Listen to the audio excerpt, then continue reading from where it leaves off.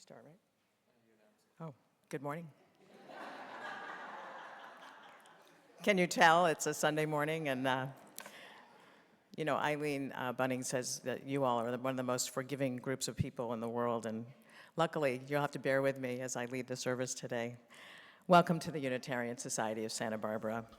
Welcome into this loving community seekers where we strive to live with integrity. Is this what I'm supposed to be doing? Yeah, okay.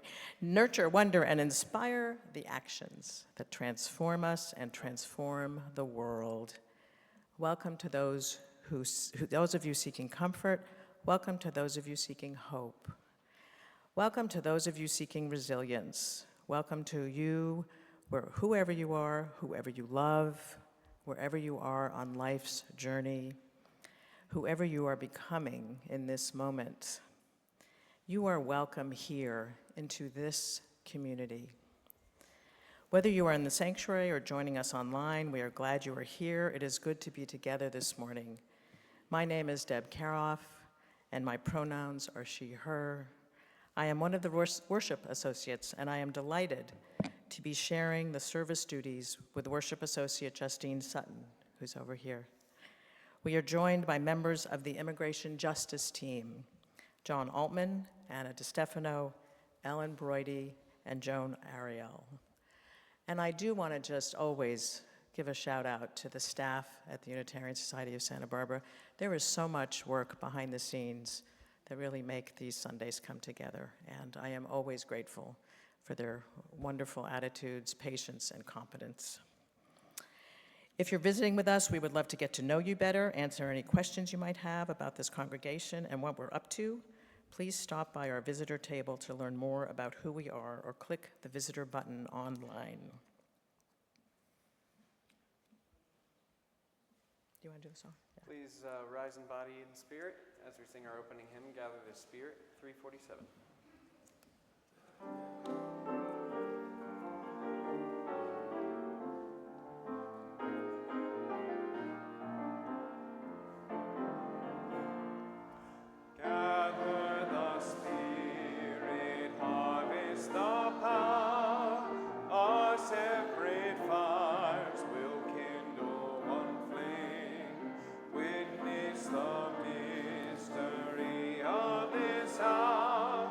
Trials in this life appear all the same. Gather in peace, gather in thanks, gather in sympathy now and then. Gather in hope, compassion and strength. Gather to celebrate once again. Gather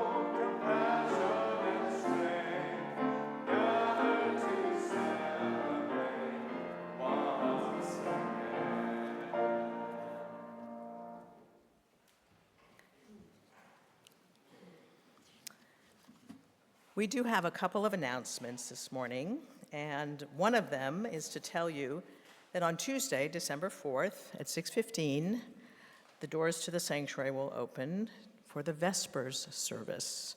It goes from 6:15 to 7, and the doors actually open at 6 if you want to come a little early. It's a reflective service with music, poetry, quiet time to meditate and reflect. The second announcement is from Susie DuPont. So Susie, come on up and tell people. Oh, I wrote the date wrong. Okay, it's good I have so many people. Thank you. I appreciate it. It's December 2nd, Tuesday. Susie, your turn. You want to stand on that? I don't know. Let's try. Ooh, this is better. Good morning. Oh, welcome to, what is this, past Thanksgiving Sunday? Okay, I'm Susie DuPont, and I'm sharing with you some opportunities that are available every year. But before we get to the opportunities, let me say I'm serving on the nominating committee, which is an honor because I was elected by all of you, as were the rest of the team. And my teammates are Kathleen Bean, Jack Reef, Colin Jones, and Tammy Shorb. Mike Risto. Where is Mike? I'm looking for him for support. And what do we do as the nominating committee is to find candidates that we, the congregation, elect in June at our annual meeting to serve on our board of trustees and on the nominating committee. Now back to the opportunities. Almost every year, a few members of the board and the nominating committee, they term out and retire their seats. And this is the opportunity for you. New members are elected and bring fresh perspectives and new ideas to the table. These leadership roles can benefit the person elected by offering ways to think at a high level, to gain a greater appreciation for how our congregation functions, and as a leader, as to know that your contributions are deeply meaningful and make a difference in people's lives. In addition, as a leader, you get to spend time and share purpose with people who are smart and kind and committed to principles and values of our congregation. Currently, the nominating committee is creating a pool of potential candidates for 2 open seats on the board and 2 open seats on the nominating committee. And this is, hold on just a second, which creates an additional opportunity for you. Another opportunity, here we go. All of you can nominate individuals you recognize as potential leaders by sharing their names with the nominating committee. Then we reach out to those nominees and let them know that they've been recognized as a leader by a fellow member. Now, they may be interested or they may not be, but either way, they will know that they have the honor of being nominated. And let me add, if you would like to be considered for one of these roles, you can self-nominate. You may submit your own name to us. You may nominate yourself. This coming week, you'll be receiving your December Kaleidoscope. And look for the article because it explains in more detail the role of the nominating committee in this congregation and the importance of your role in helping to select candidates for these leadership positions. Today, the nominating committee has a table out in the courtyard. I will add that I brought cookies. Please stop by because we have some handouts if you want some additional information on the roles. And there are some little slips of paper where you can leave a nomination. So during the course of the service today, let the names roll in your head. Think about the leaders that you know are friends and put their name down and let us know. Thank you so much, and I'll see you at the table after the service.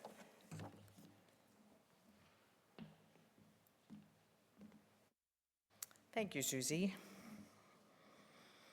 Okay, I'm talking to myself as much as all of you. Let's settle in. Breathe deeply. Allow yourself to land fully in your body and in this moment as we ring our bell and let the sound connect us.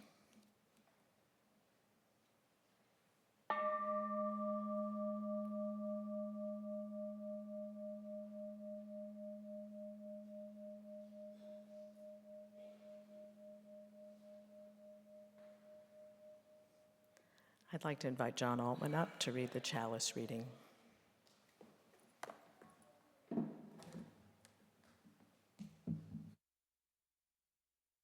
Our chalice lighting words today are by Melanie Davis. If ever there were a time for a candle in the darkness, this would be it.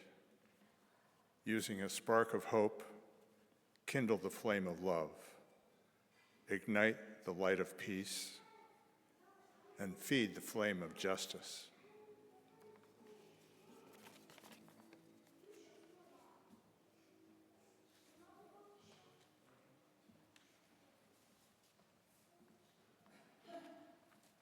Good morning.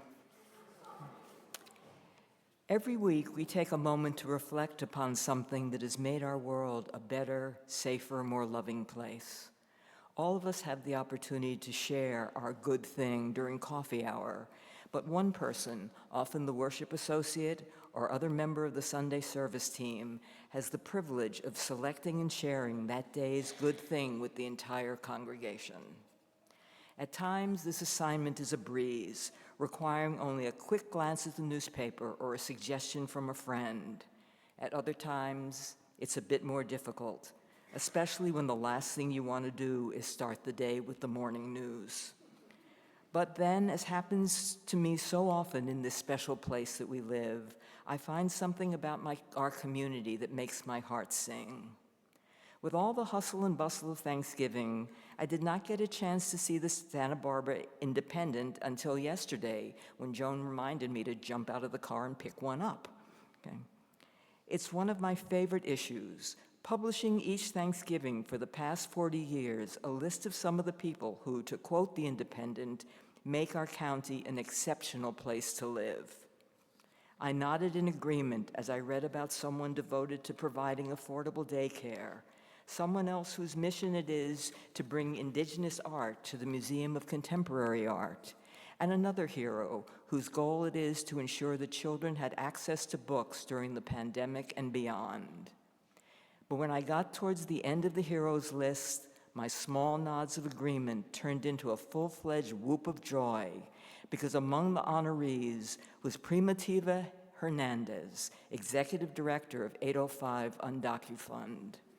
In the face of unprecedented threats to our immigrant friends and neighbors, Primi, as she is known, is a beacon of hope and support for a community under siege, leading the Rapid Response Hotline, skillfully advocating for immigrant rights, and challenging members of the City Council and Board of Supervisors to stand with and to stand for immigrants. It's a good thing to live in a community that honors the heroism of people like Primitiva Hernandez. It's a very good thing.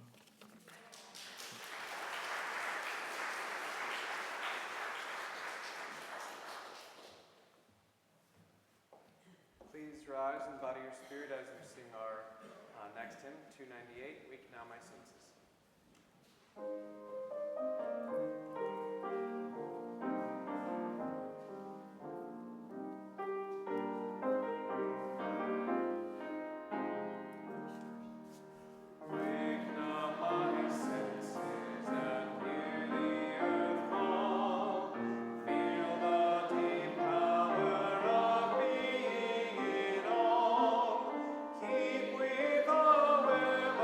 Creation, your God.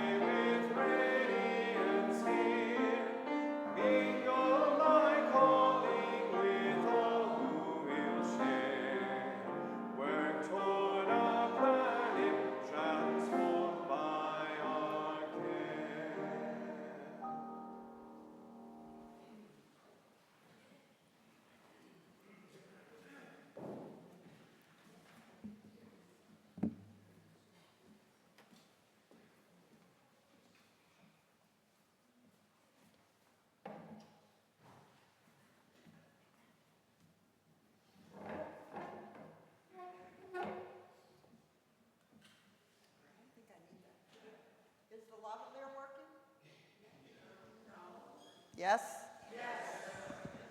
I don't need that. It's time for all ages. So who would like to join me on the carpet here? Here they come. Young and old, young and old.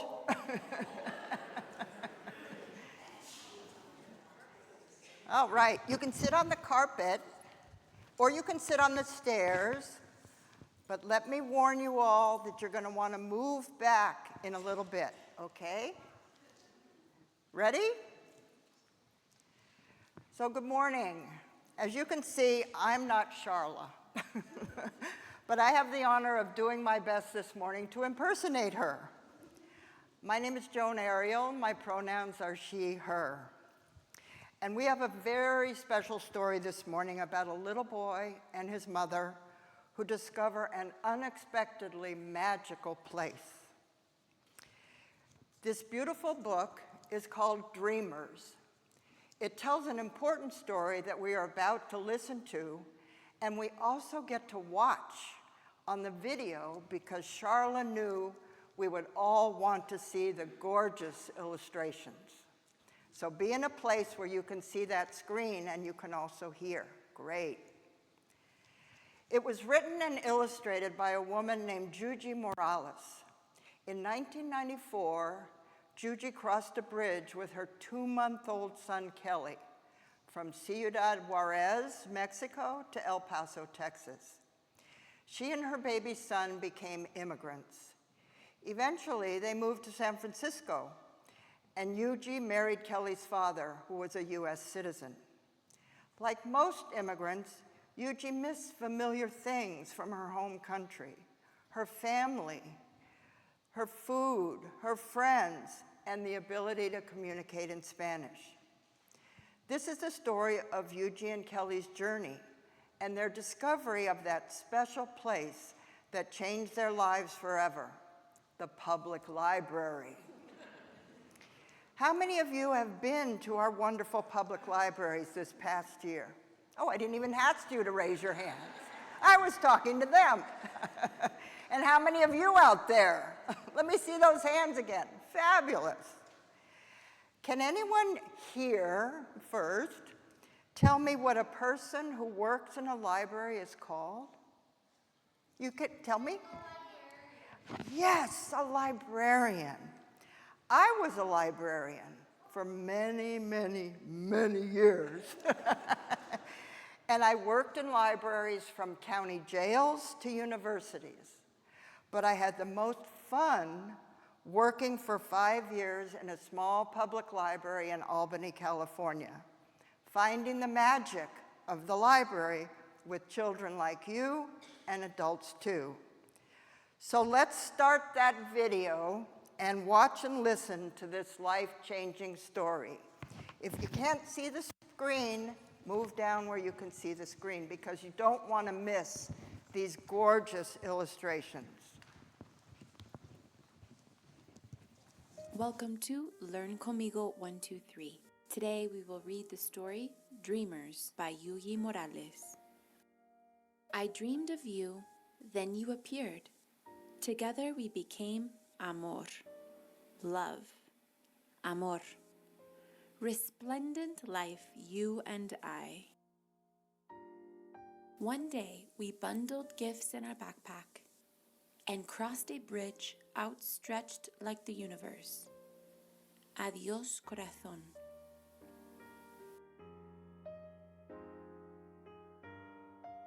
And when we made it to the other side, thirsty, in awe, unable to go back, we became immigrants.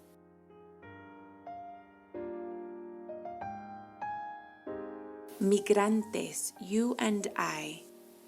The sky and the land welcomed us in words unlike those of our ancestors. There were so many things we didn't know, unable to understand and afraid to speak. We made lots of mistakes.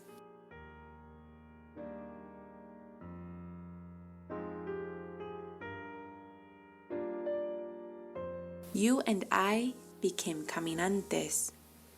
Thousands and thousands of steps we took around this land, until the day we found a place we had never seen before, suspicious, improbable.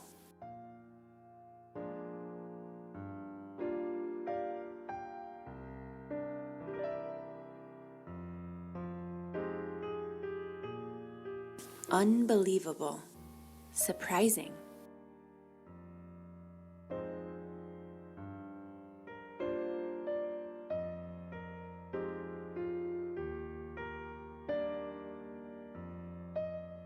Unimaginable.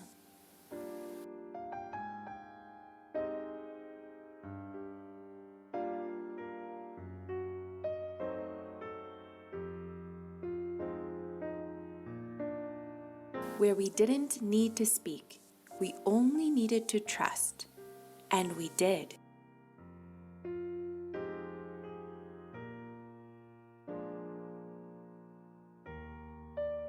Books became our language.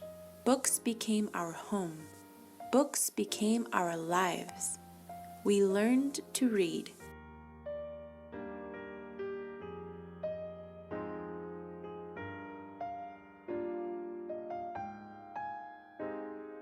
To speak, to write, and to make our voices heard.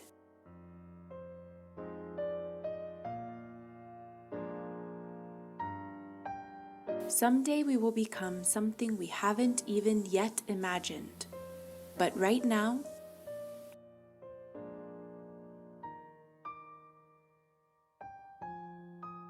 we are stories. We are two languages. We are lucha. We are resilience. We are hope. We are dreamers, soñadores of the world. We are love, amor, love.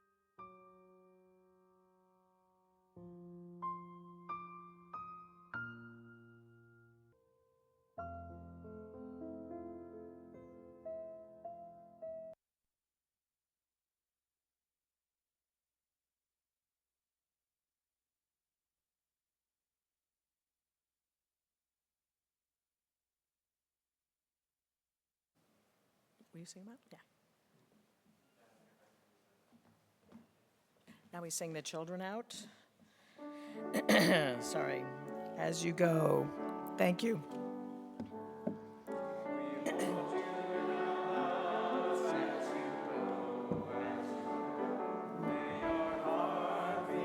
Place as you go. Nurture this mark of your precious love. We hold you in our hearts as you go.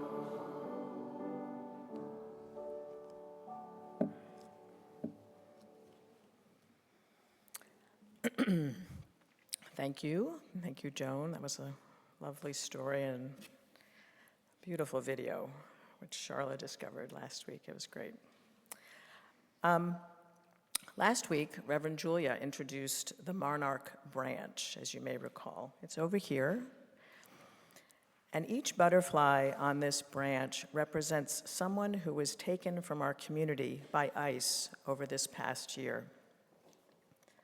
This week, we add 31 monarch butterflies to remember the 31 people abducted from Santa Barbara County last week. These are our friends and neighbors, and we will not be silent while they are targeted for harassment and abuse. We are one human family, and we commit to bearing witness to their lives until this violence against our neighbors ends. We ring the bowl to honor each of them.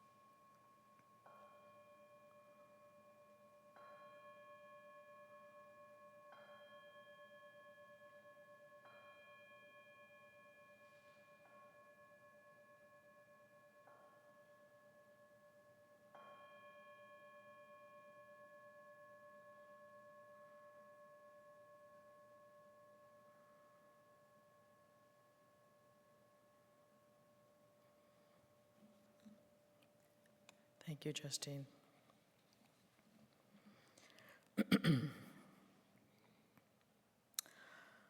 Our meditation this morning comes from a poem by Alberto Rios called "We Are of a Tribe." We plant seeds in the ground and dreams, and dreams in the sky, hoping that someday the roots of one will meet the upstretched limbs of the other. It has not happened yet. We share the sky, all of us, the whole world. Together, we are a tribe of eyes that look upward, even as we stand on uncertain ground. The earth beneath us moves, quiet and wild, its boundaries shifting, its muscles wavering. The dream of sky is indifferent to all this, impervious to borders, fences, reservations. The sky is our common home, the place we all live. There we are in the world together.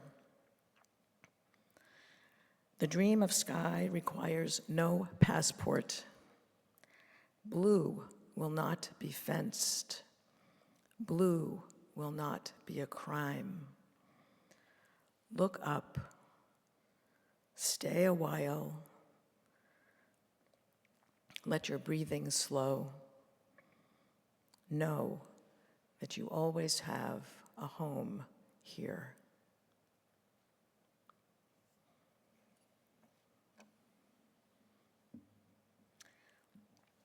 Please stay seated while we sing together. In the Teal hymnal, number 1012, When I Am Frightened.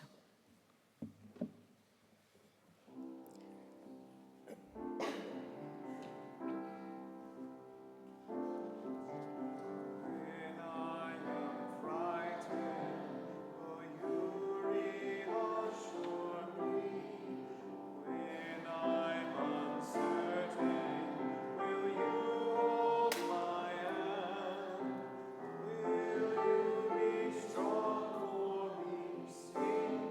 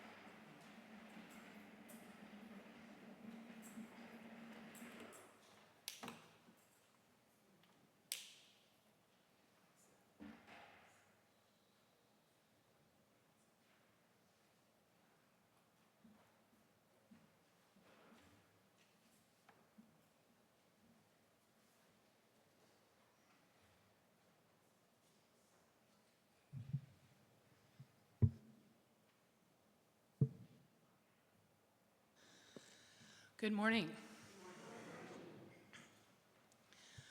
What can do?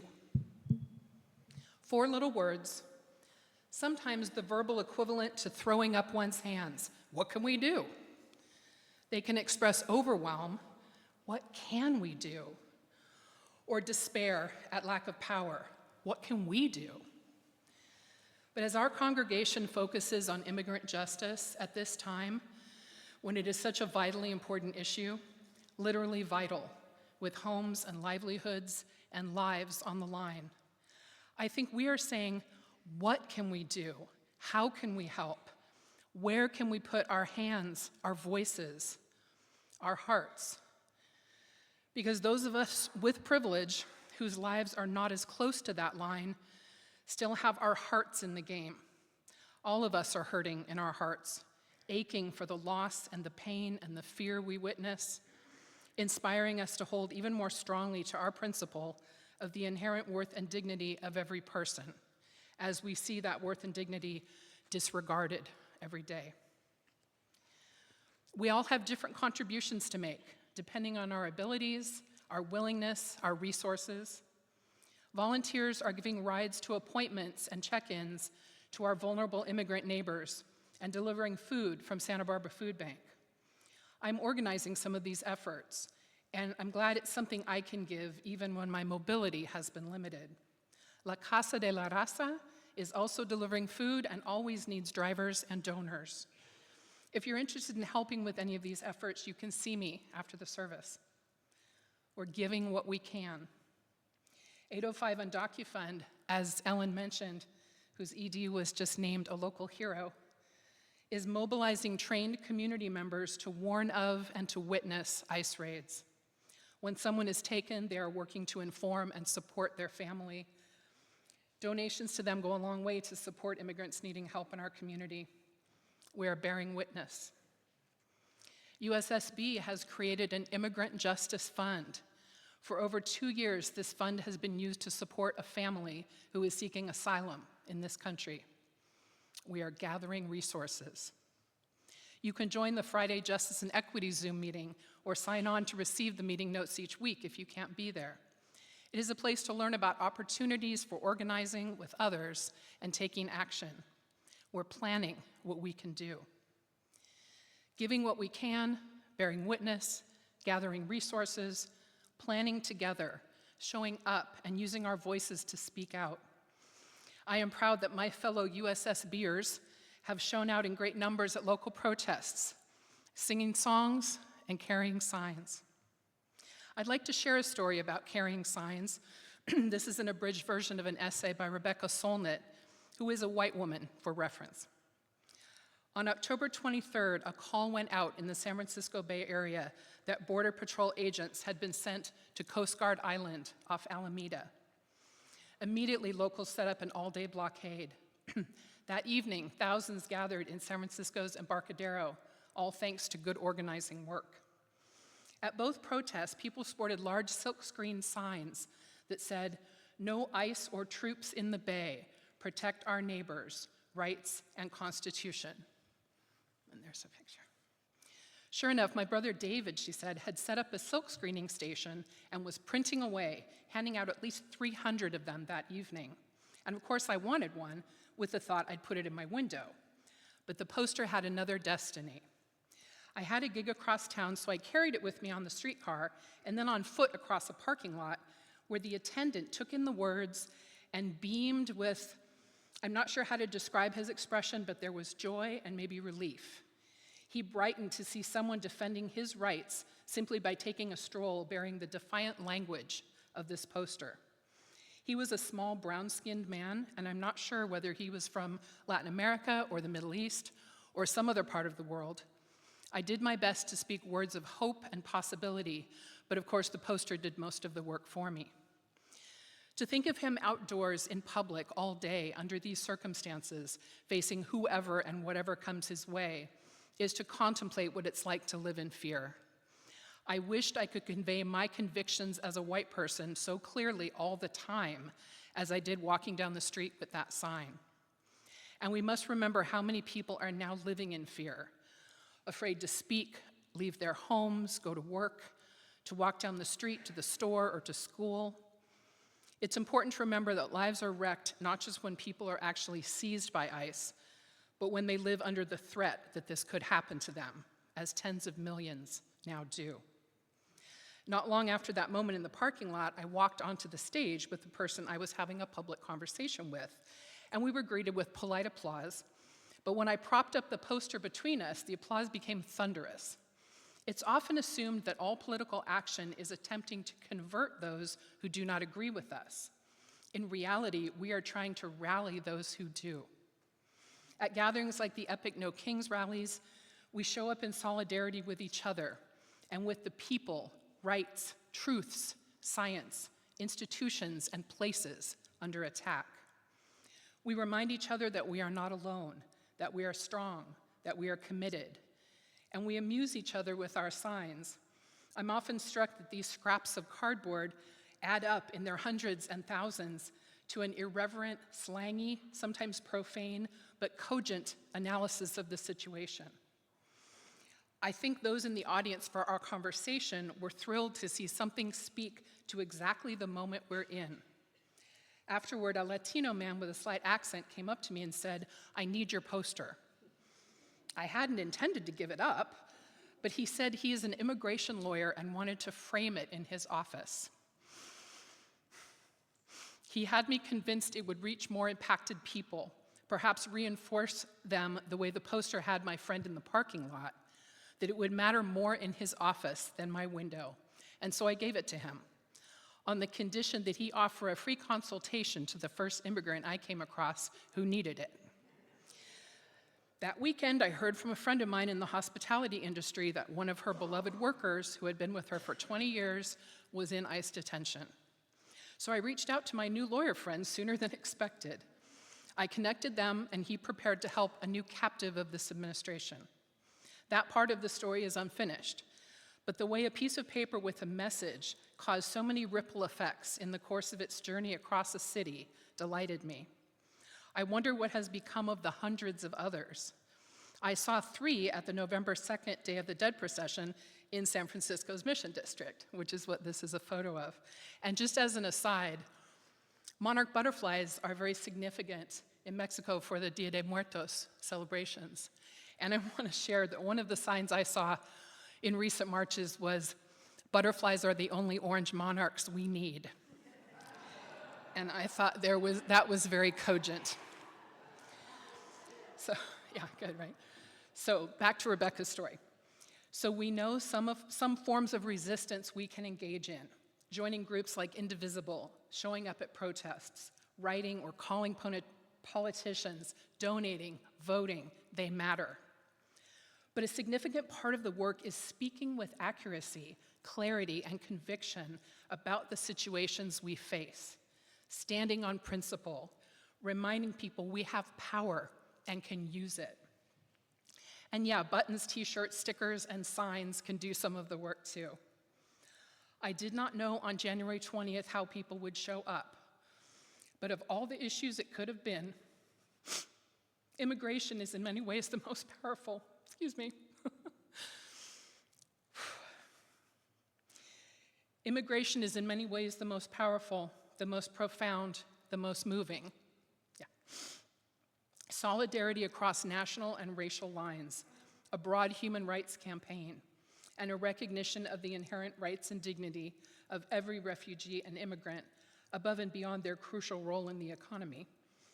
A solidarity that may make the USA a better, more united country in the long run. Blessed be. Oh, I actually have one thing I want to add. Is Wayne here? Wayne Mellinger? I have a quote of something he wrote, and I'd just like to share that. I think it would be all right with him. However you tend your spirit, through stillness or struggle, through laughter, prayer, or protest, may your commitment to the beloved community remain fierce and tender. Blessed be.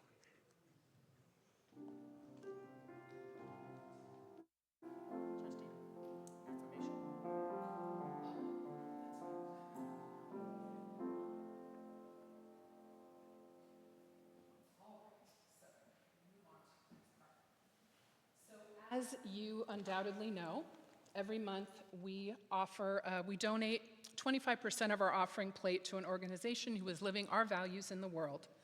This month, our outreach partner is the Bridget Alliance, coordinating and funding transportation, lodging, childcare, and other support for those who must travel long distances for essential reproductive care. Please join me in our affirmation of gratitude and giving. Let us be grateful when we are able to give, for many do not have that privilege. Let us be grateful for those who share their gifts with us, for we are enriched by their giving. And let us be grateful even for our needs, so that we may learn from the generosity of others.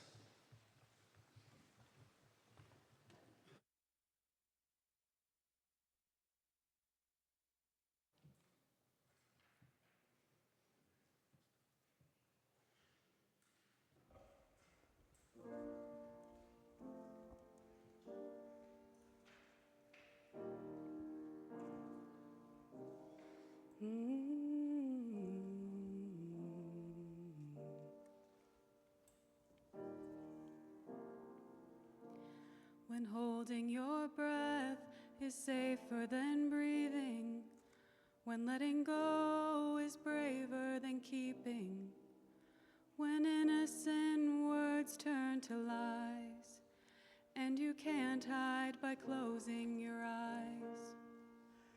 And pain is all that they offer, like a kiss from the lips of a monster. You know the famine so well, but never met the feast, when home is the belly of the beast. The ocean is wild and over your head, and the boat beneath you is sinking. Don't need room for your bags, hope is all that you have. Say the Lord's Prayer twice, hold your babies tight. Surely someone will reach out a hand and show you a safe place to land. Oh, imagine yourself in a building, up in flames, being told to stand still. The window's wide open, this leap is on faith. You don't know who will catch you, but maybe somebody will. The ocean is wild and over your head, and the boat beneath you is sinking. Don't need room for your bags, hope is all that you have. So say the Lord's Prayer twice, hold your babies tight. Surely someone will reach out a hand and show you a safe place to land. Be the hand of a hopeful stranger, a little scared but you're strong enough. Be the light in the dark of this danger, till the sun comes up. Be the hand of a hopeful stranger, a little scared but you're strong enough. Be the light in the dark of this danger, till the sun comes up. Be the hand of a hopeful stranger, a little scared but you're strong enough. Be the light in the dark of this danger, till the sun comes up.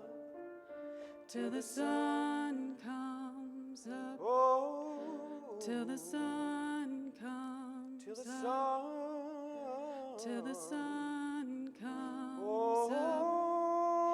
Till the sun, till the sun comes up.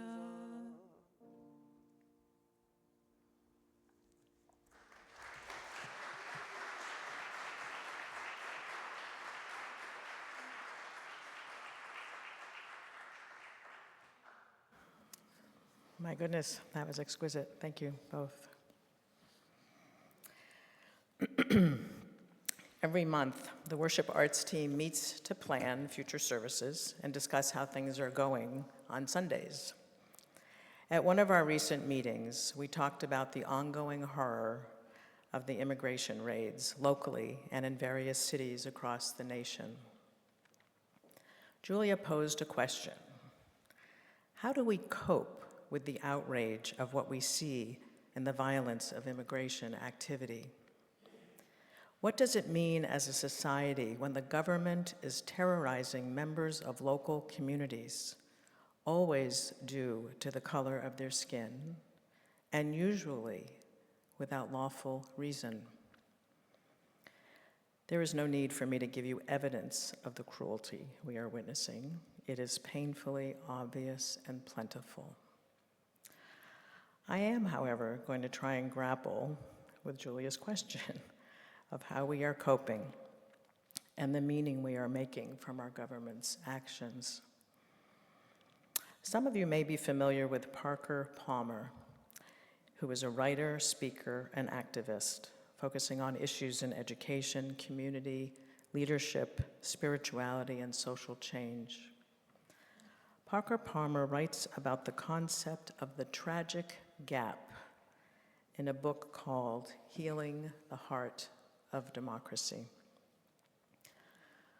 Palmer says, quote, "Of all the tensions we must hold in personal and political life, perhaps the most fundamental and most challenging is standing and acting with hope in the tragic gap.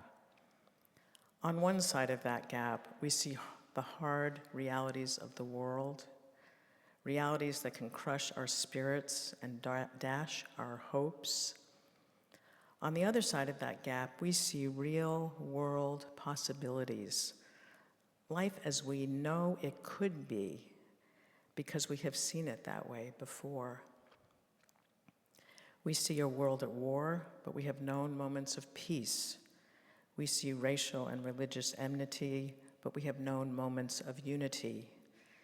Possibilities of this sort are not wishful dreams or fantasies.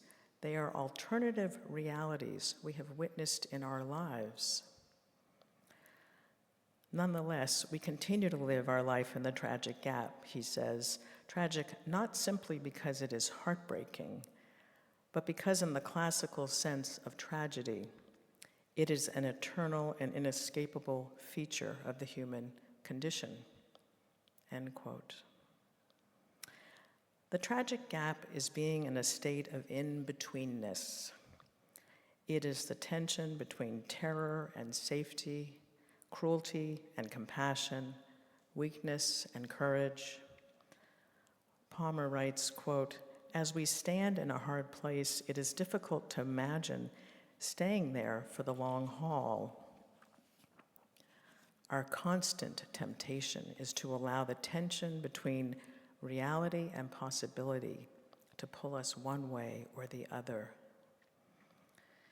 If we are pulled toward too much reality, we fall into corrosive cynicism. If we are pulled toward too much possibility, we fall into irrelevant idealism. Cynicism and idealism sound like opposites, yet they have the same result. Both take us out of the action by pulling us out of the tragic gap." End quote.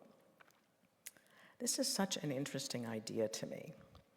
We lose our capacity to act when we let ourselves feel too much despair, or when we become overly hopeful and idealistic.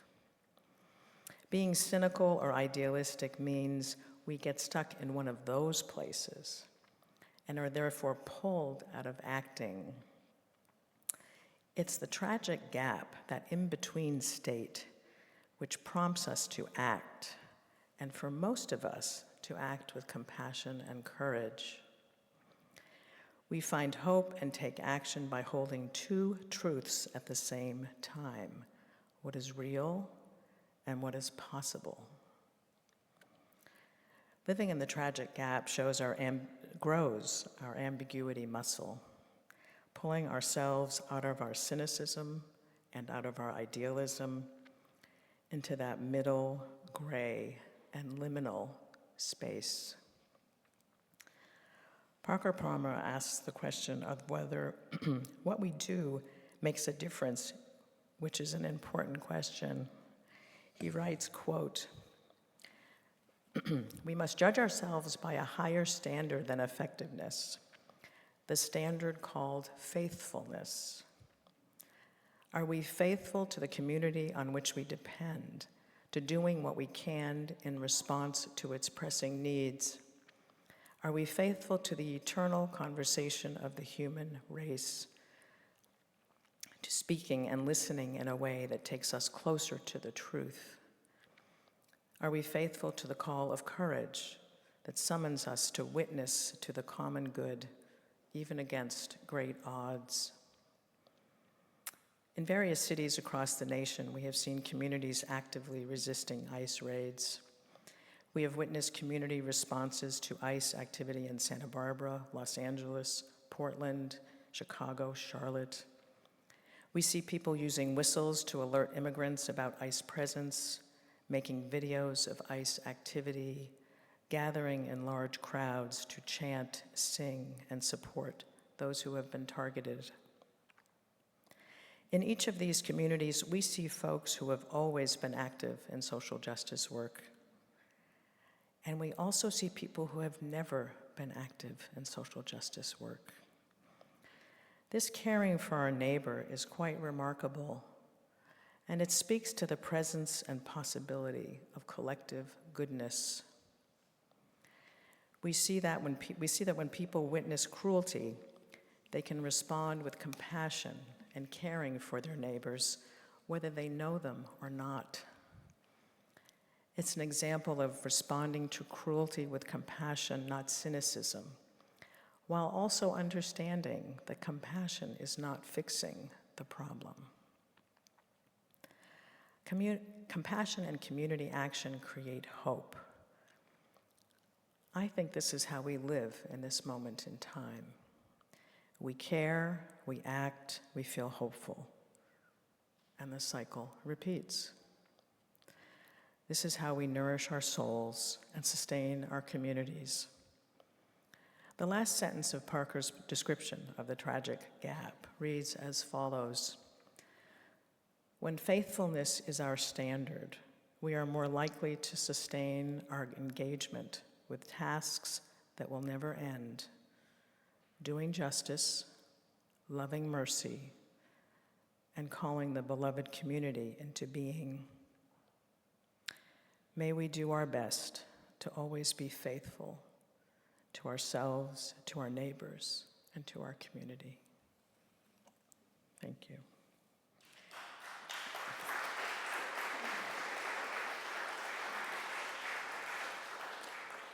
Now we will sing Spirit of Life in the Gray Hymnal, number 123.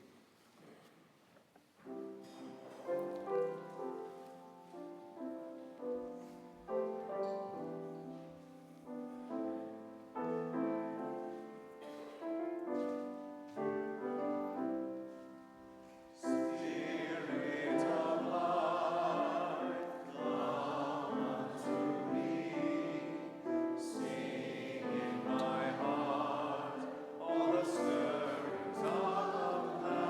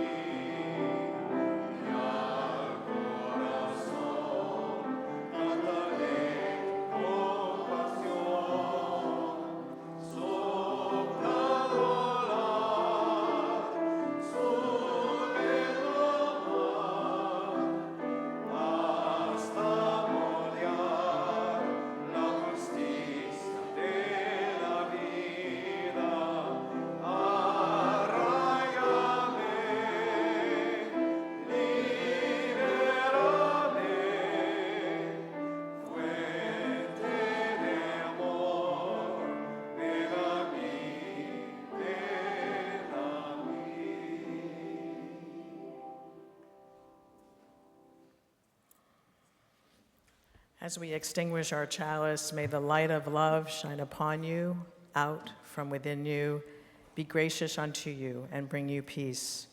For this is the day we are given. Let us rejoice and be glad in it. Call out a blessing.